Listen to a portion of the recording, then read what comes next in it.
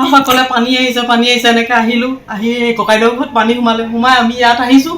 আহি পেলাই পানীখিনি দেখিছোঁ মানে মই দৰ্জা খুলি সোমাওঁ লওঁতে ইমানটো বুকু হৈ গ'ল। মানুহটোক টানি উলিয়াই দিলোঁ। নিয়াৰ পিছত আৰু পাছফালৰ দৰ্জাখন কাণুৱাই ক'লে খুলি দে। ইমানটো বুকুত গৈ দৰ্জা খুলিছোঁ। খুলি দিয়াৰ পিছত এতিয়া কাঁহী বাতি বাল্টিং বৰ্তন একো ব্যৱহাৰ কৰিবলৈ নাই। খাবলৈ মানে এতিয়া সেই ৰাইজে দিছে যে সেই টোপোলাকেইটাৰ পৰা খাইছোঁ। কিন্তু ভিতৰত বুলিবলৈ একোৱেই নাই, কাপোৰ কানি নাই। সেই কালি গাড়ীখনে কাপোৰ দিছিলে, তাৰপৰা 2টা কাপোৰ লৈ পেলাই সৰু কাপোৰ আনিছে, জোখতো নহয়, তেনেকৈ পিন্ধিলোঁ। মানুহজনটো সেয়া মোৰ উনা নুৰিয়াই আছে। এনেকুৱা অৱস্থা ন। আপোনালোকে পাছফালে দেখিলে গম পাব। সৰজগতি বুলিবলৈ নায়েই। ইফালে মটৰ বেয়া হৈ গ'ল, টিউবৱেল বেয়া হৈ গ'ল, পানীৰ প্ৰব্লেম। এই চুগাৰ থকা মানুহজনী ক'ত যাম এতিয়া? মানে চুগাৰ দৰৱ খাব নাপায়, কঁপনি। মানুহটো হাৰ্টৰ প্ৰব্লেম শুনিব, দৰৱ নাই। যাকে তাকে কৈছোঁ 2 টকা দেচোন দৰৱ 2টা খাব পৰাকৈ, কোনেও নিদিয়ে। মই কৈছোঁ আমাক টোপোলা দিব নালাগে, কাপোৰ কানিও নালাগে, চাউল দাইলো নালাগে, পানী খাই জীয়াই থাকিম। কিন্তু মানুহটোৰ দৰৱকেইটা দেচোন নাই। আল্লাই আমাক কেলে মাৰি নিদিলে? উল্টত আমাক লৈ যাব লাগিছিলে। লৈ যোৱা হাতত আমি শান্তি পালোঁ হেঁতেন। এনেকুৱা পৰিস্থিতি হ'ব বুলি ভবা নাছিল। মাই নাই, বোবাই নাই, কোনে খবৰ কৰিম? কোনো নাই। কি হ'ব আমাৰ? ছাৰ আমাৰ কি হ'ব? মানুহটো হাৰ্টৰ দৰৱ মই লাগিলে নেখাই মৰি যাম। মানুহটো জীয়াই থাকিলে কিবা কৰিব, মই মাইকী মানুহজনীয়ে কি কৰিম কওকচোন বাৰু? মোৰ নাম ৰুণু বেগম, মানুহটোৰ নাম চিটি গামে। লিগিপুৰ আমাৰ এইটোৱে ঘৰ ছাৰ। একো নাই বাকী ছাৰ। বিচনা চব হৈ এইবোৰ বিচনা কি হ'ব? চকত শুব পাৰিম জানো? চব পেলাই মেলি দিব লাগিব। একো নাই। মই ক'লো কাঠৰ বিচনাবোৰ পেলাই দিব লাগিব। এখন ইয়াত পকাৰে বনাই লৈছিলোঁ, সেইখনত আৰু চাফা কৰি দিলে শুব পাৰিম। দয়াৰো একো নাই। শেষ হৈ গ'ল, এতিয়া একোৱেই নাই। ঘৰৰ ভিতৰত এৰাথ ঘেল হৈ আছে। এতিয়া কি কৰিম, কি নকৰিম, কি খাম, কি বম, একোৱে উপায় নাই। খোৱাটো দূৰৰে কথা, মানুহকেইটা জীয়াই থাকিবলৈও একো নাই। তাৰমানে এনেকুৱা হ'লে একোৱেই নাই ঘৰৰ ভিতৰত। থাকিবলৈও ঠাই নাই, খাবলৈও একো নাই। এনেকুৱাই হৈছে। চৰকাৰৰ পৰা একো সাহাৰ্য পোৱা নাই আজিলৈকে। পানী বটল এটাও পোৱা নাই। কি কৰিম, কি নকৰিম, ক'লৈ যাম, কি কৰিম আৰু নাই আৰু একো শেষ। এতিয়া যদিও শুকাইছে মানে ক'তো মানে সোমাবলৈও জেগা নাই। ভিতৰতো সোমাবই নোৱাৰোঁ, বাহিৰত থাকিবলৈও জেগা নাই, খোৱা পানীও নাই। তেনেকুৱা হৈছে গোটেই অৱস্থা। চৰকাৰে যদি কিবা সহায় সাহাৰ্য কৰে তেতিয়াহ'লে আৰু অকণমান পাম আৰু সকাহ পাম আৰু। যদি নাই আৰু এতিয়া হাজিৰা কৰি খোৱা মানুহ, আজি হাজিৰা কৰিবলৈ এইটো যাবলৈ নাই আজি এসপ্তাহ দিনে। গতিকেলৈ এতিয়া কি কৰিম, ক'লৈ যাম, মানে চব সৰ্বচন্ত্ৰ আৰু মানে মুঠতে নাই আৰু ক'বলগীয়া একো নাই। মই ক'বলৈ হাত দিয়া মুঠতে মানুহকেইটা জীয়াই আছোঁ। মানুহকেইটা জীয়াই থাকি কি খাম? মানে জীয়াই থাকিও লাভ নাই। কিন্তু এবাৰ ইমান ঘপককৈ আহি গ'ল যে আমাৰ সকলো ৰাইজৰ, গোটেই অঞ্চলৰ আমাৰ কোনো বস্তু উলিয়াব নোৱাৰে, গাড়ী মটৰ চব সকলো শেষ। আৰু তাৰ পানী শুকোৱাৰ পিছত আমাৰ যিটো পৰিস্থিতি হৈছে যে গোটেই পলস পৰি এটা ভিতৰ গোটেই একাঠো পলস আৰু পানী নাই।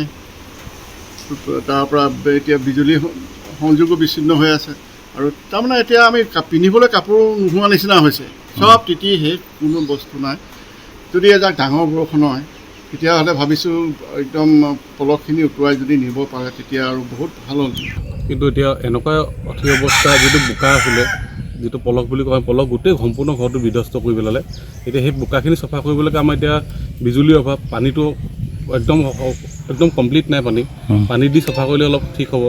সেইবিলাক চৰকাৰক এটা অনুৰোধ কৰোঁ যে আমাৰ পানীৰ ব্যৱস্থাটো অলপ ভালকৈ কৰি দিয়ক, যাতে আমাৰ ঘৰ দুৱাৰবিলাক ধুব পাৰোঁ। বাকী আৰুতো চব শেষেই, যিখিনি আছে সেইখিনিকে যদি বচাই আমি চলা মানে চবৰে অৱস্থাটো বেয়াই। আমাৰো তেনেকুৱা হৈছে এতিয়া। মানে আমাৰ ঘৰৰ চব বস্তুটো উঠিয়ে গৈছে।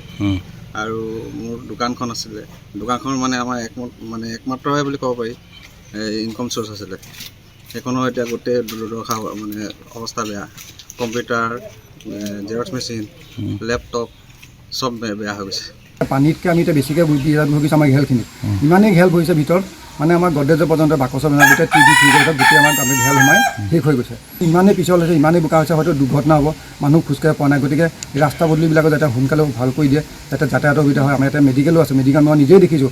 মেডিকেলৰ মানুহ কাণত দিবলগীয়া হৈছে, গাড়ীবিলাক আহি ফচি গৈছে, ফচি যোৱাৰ কাৰণে মেডিকেলৰ মানুহ কাণত নিবলগীয়া হৈছে। আমাৰ জীৱনকালত এনেকুৱা বান প্ৰত্যক্ষ কৰা নাই। এটা বান প্ৰত্যক্ষ কৰা হৈছিলে ইয়াত গণ পৰিষদ চৰকাৰ যেতিয়া গঠন হৈছিলে, প্ৰফুল্ল মহন্ত মুখ্যমন্ত্ৰী হৈছিলে, তেতিয়া এটা বান হৈছিলে।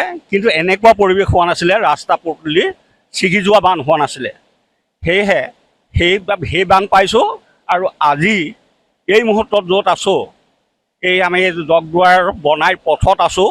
এই পথটো ছিগি যোৱা পথটোৰ ওপৰত এককাল পৰ্যন্ত পানী হোৱা এনেকুৱা পৰিৱেশ আমি কাহানিও দেখা নাছিলোঁ।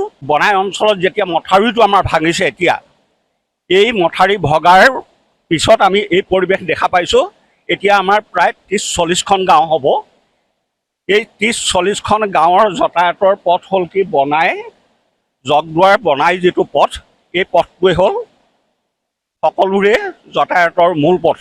এই মূল পথটোৰ ওপৰত যেতিয়া এককাল পানী হয় তেতিয়াহ'লে কোনো ৰকম ইয়াত যাতায়াতৰ সুবিধা নাই। এই ৰাস্তাটো আপোনালোকে দেখিছে, ইয়াত যে পানীয়েদি ছিগি গ'ল।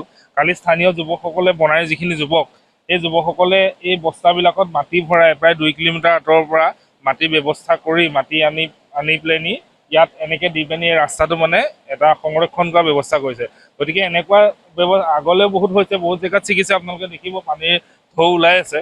গতিকে এইবিলাক জেগাও যদি এতিয়া এনেকৈ বস্তা বা অন্যান্য ধৰণে দি পেলাই যদি ৰাস্তাটো প্ৰটেকশ্যন নিদিয়ে তেতিয়াহ'লে আমাৰ বান শুকোৱাৰ পিছতো আমাৰ অহা যোৱাৰ কাৰণে ৰাস্তা যদি ছিগি যায় তেতিয়া যথেষ্ট অসুবিধাৰ ৰাইজ সন্মুখীন হ'ব লাগিব। চৰকাৰলৈ আমাৰ অনুৰোধ থাকিলে যাতে এইবিলাক তেওঁলোকে নিজে আহি চাইহি, PWDৰ মানুহে হওক বা ENDৰ মানুহে হওক আহি পেলাই তেওঁলোকে এইবিলাক চাই পেলাই যাতে ব্যৱস্থা সোনকালে গ্ৰহণ কৰে, সেয়া অনুৰোধ থাকিলে।